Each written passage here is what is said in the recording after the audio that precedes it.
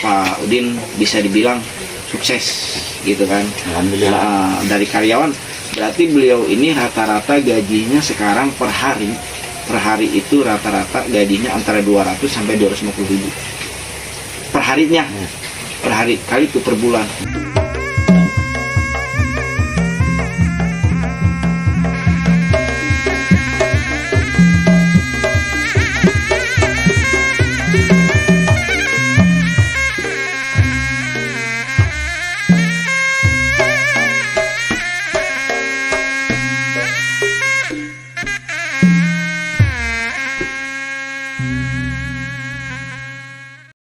Assalamualaikum warahmatullahi wabarakatuh. Selamat pagi. Hari ini hari Jumat, Pak ya? Iya betul, hari Jumat. Hari Jumat saya kedatangan tamu nih dari mana? Dari Bitung Sari. Bitung Sari. Kalau berapa? Nata Farm. Ini beliau ini apa ya? Ini benar-benar tamu sih sebenarnya, walaupun saya jamu nih. Alhamdulillah nih jamuannya nih. Enggak saya jamu, cuma kopi doang, bener-bener kopinya enak begini. Alhamdulillah. Jadi kita nih apa ya? Saya kedatangan beliau dengan Pak siapa nih? Dengan Pak Udin. Pak Udin ya. Ini sebagai ownernya Nata Farm. Ada tadi Rancamaya ya. Kalau tempatnya kalau Bitung Sari mungkin agak ini Rancamaya aja gitu kan, yang lebih luas terkenalnya gitu. Nah, beliau ini datang ke sini, beliau memerlukan bibit odot ke saya. Bibit odot alhamdulillah ada. Nah, dan manfaatnya silaturahmi itu seperti ini, kita sharing. Nah, beliau ini mau bercerita caranya merawat domba, ya kan? Terus bagaimana sampai bisa bertahan sampai sekarang. Beliau ini tadinya karyawan. Nah, memutuskan untuk hengkang dari dari Tanjung Priok Jakarta nih, minggir ke sini nih, dia minggir ke pinggiran kotanya nih di Bogor gitu kan. Nah, alhamdulillah pahit manisnya beliau jalanin ya. Mungkin ini videonya agak lama ya, karena memang pengalaman seperti ini penting bagi para para pemula yang mau terjun ke dunia ternak. Mudah-mudahan ilmunya bermanfaat ya. Oke, sekarang kita tanyakan langsung ke Pak Udin ya. Mudah-mudahan kedepannya bisa menjadi pelajaran bagi para pemula, dan intinya jangan mau cepat hasil, tapi nikmatin dulu prosesnya, pelajarin dulu, mau belajar. Itu yang saya yang saya alami, dan Pak Udin pun seperti itu. Oke, kita langsung tanya Pak Udin. Pak Udin. Ya. Pak Udin yang selama ini udah 2 tahun ya, menjalani dunia domba. Iya. Di dunia domba, khusus domba ya, nggak ada kambing. Khusus domba beliau ini. Nah, Bapak ini, target Bapak ini pertama, Bapak memiliki domba itu berapa ekor? Untuk pertama saya mencoba itu untuk 10 ekor dulu. 10 ekor. Jadi untuk pemeliharaan penggemukan. Ya, istilahnya bagi pemula untuk belanja di pasar tidak, silahkan saja kan gitu kan. Akan tetapi setelah saya uji coba 10 ekor itu saya pelihara, bukan hanya waktu sebentar untuk seminggu 2 minggu, kisaran 1 bulan. Itu pun si domba mengalami, boleh dikata, memar di dalam kulit. Gitu. Itu efeknya. Itu efek daripada memegang domba itu jambak. Itu efek daripada untuk pemeliharaan menghambat, karena apa? Boleh dikata si domba itu lama-kelamaan meriang kan gitu.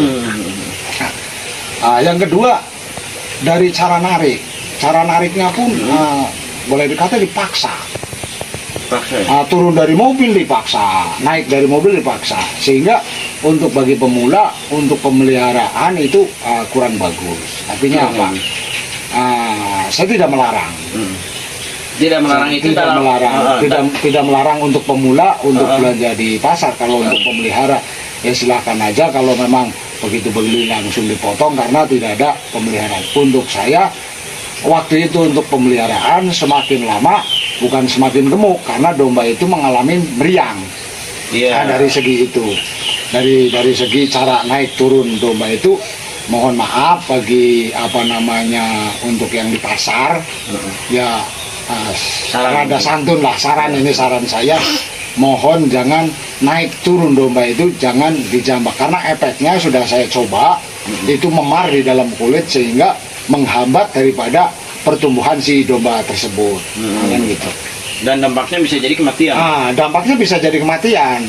Karena waktu itu saya tidak tahu, ini domba ini kok apa kurang makan, apa. Saya penasaran. Ternyata itunya bukan di situ ya, bukan dari pakannya. Bukan dari pakan. Ternyata dari memar di dalam kulit, bukan di luar kulit, memar di dalam kulit. Sehingga saya penasaran, saya potong satu. Ternyata dampaknya itu rata sekali, dengan titik-titik, bukan merah lagi tapi biru-biru. Ya? Sehingga domba itu mengalami meriang, menghambat luka, menghambat daripada pertumbuhan. Mohon maaf bagi pemula yang istilahnya untuk memelihara, selidikin dulu, karena kita usaha berniat untuk ada hasilnya, bukan hanya untuk penghobi. Kalau bagi penghobi pun, kalau memang melihat dombanya meriang, kan sedih juga gitu. Betul. Kan gitu. Itu saran dari saya itu seperti itu. Mohon maaf lah, kan gitu. Itu dari 10 ekor itu Bapak yang selamat sampai gemuk berapa ekor? Ya kurang lebih paling 3 ekor yang 70% selamat, mati. yang 70%. Akhirnya apa?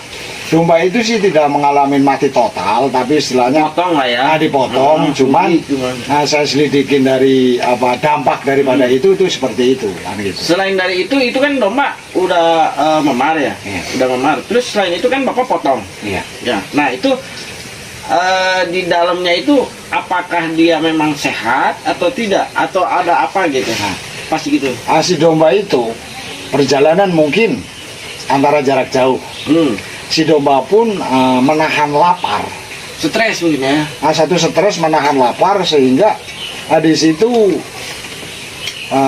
pendidikan saya merupakan ada yang usus kelipet, sehingga si usus kelipet itu tidak berjalannya si pakan, itu bisa menimbulkan boleh dikata benih cacing. Nah, begitu lama kelamaan akhirnya menimbulkan bukan hanya benih, jadi menimbulkan cacing. Karena awalnya itu si domba itu nahan lapar untuk perjalanan jauh pun, untuk kisaran antara 3 sampai 4 jam. Misalnya taruhlah dari Jawa menuju Jakarta, itu pun boleh dikata jangan sampai lebih dari 4 jam kasih makanlah di jalan, kan gitu. Itu domba menahan lapar itu dampak itu si usus itu akan kelipat. Sehingga asupan makanan dari domba itu tidak masuk ke usus semua. Proses pencernaannya terhambat. Sehingga itu menghambat penggemukan juga. Jadi sebatas itu nanti si usus itu akan kosong selalu. Karena apa? Di tengah-tengah usus itu akan kelipat. Akhirnya apa? Menjadikan kegagalan. Kelipat atau menyempit ya? Menyempit.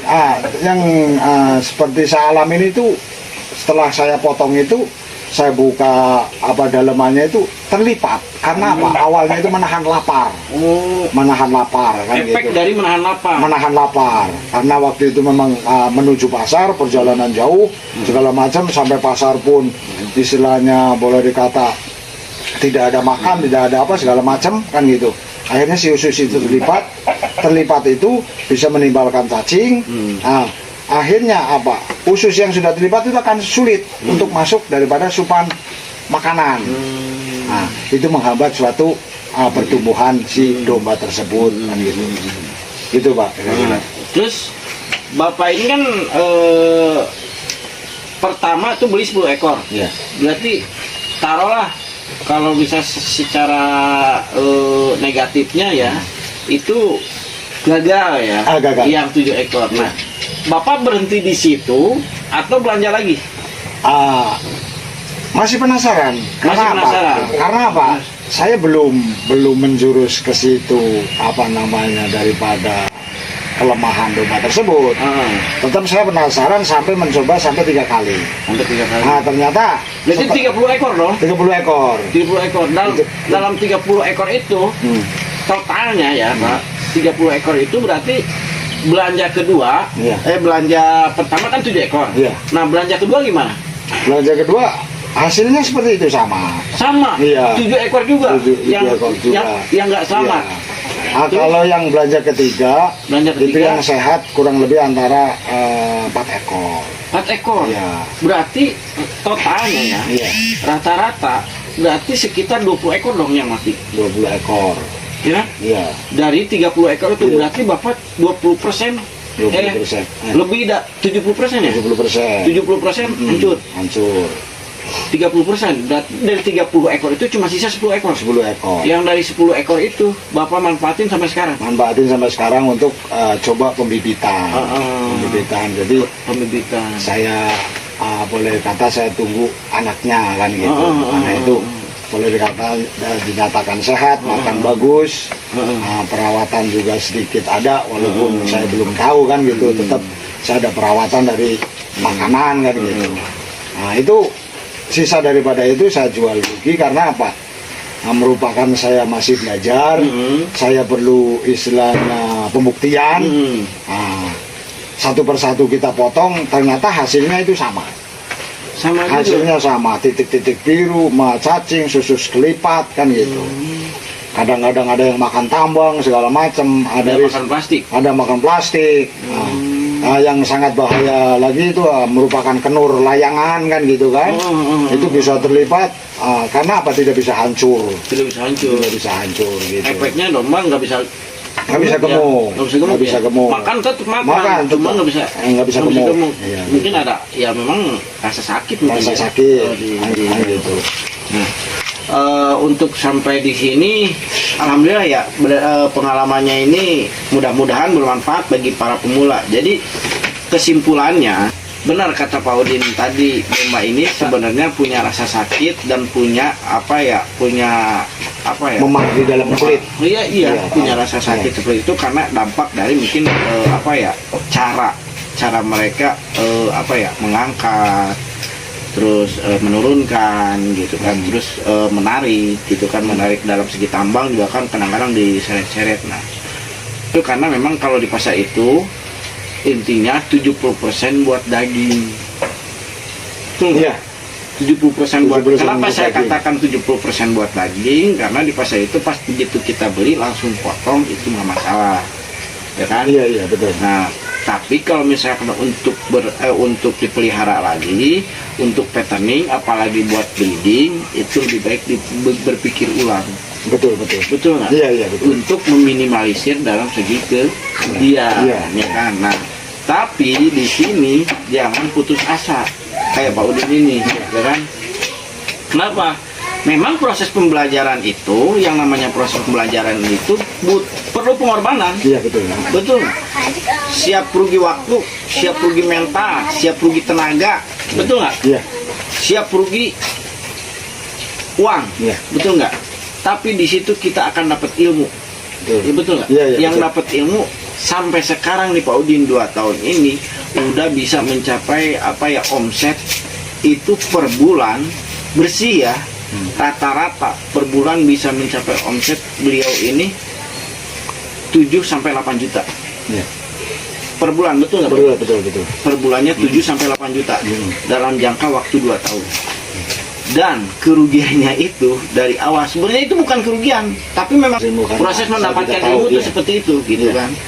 Makanya bagi para pemula jangan baru ini segini, aduh ternyata nih di dunia domba itu begini ya, begitu ya, begitu. Memang ada prosesnya, ya kan? Kita tidak kalau mau mendirikan sesuatu itu harus butuh pengorbanan. Intinya seperti itu. Ya kan? Alhamdulillah Pak Udin bisa dibilang sukses gitu kan.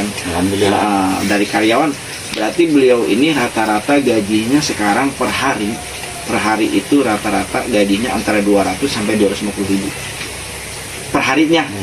Per hari kali itu per bulan. Bayangin aja karyawan apa, ya kan? Seperti itu. Oke, mungkin cukup sekian berbagi pengalamannya ini sama Pak Udin. Bagi yang mau berkunjung langsung ke tempat beliau di Nata Farm itu di Rancamaya. Udin, nomor teleponnya? Nah, nomor teleponnya Ntar saya tulis di deskripsi ya. Beliau ini senang juga kalau misalkan ada tenaga muda, peternak muda, beliau sangat mendukung. Ya kan, jadi di dunia peternakan ini akan terus berkembang kalau ada orang-orang yang seperti Pak Udin ini. Gitu kan. Oke, cukup sekian bagi pengalaman hari ini. Mudah-mudahan bermanfaat bagi para peternak, khususnya bagi subscriber Bibilin Farm, dan jangan lupa like, comment, and subscribe. Oke. Wassalamualaikum warahmatullahi wabarakatuh. Terima kasih Pak Udin. Sama-sama.